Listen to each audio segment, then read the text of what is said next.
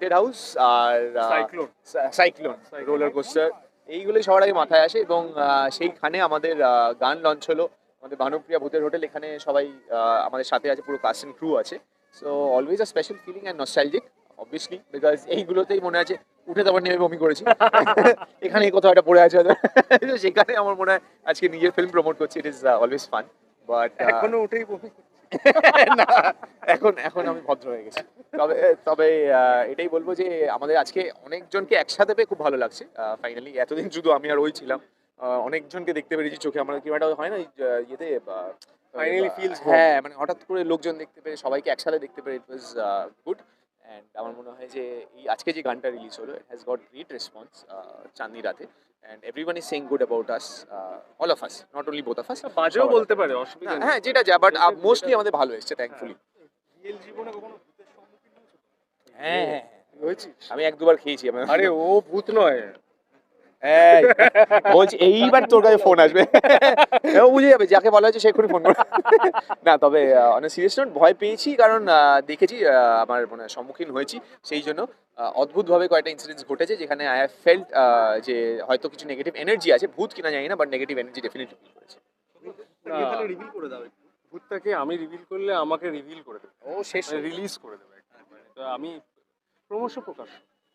গল্প নিয়ে যেমন এক্সাইটেড থাকে তেমন তো মিউজিকটাও তো রাইট রাইট রাইট সেখানে পারফর্ম করার নিয়ে কতটা আমার মনে হয় ইটস এ সুপার ফিলিং মানে আমরা যখন রিহার্সাল করছিলাম from that time only we had that vibe যে we have to perform because গানগুলো এত এনার্জেটিক গানগুলো এত সুন্দর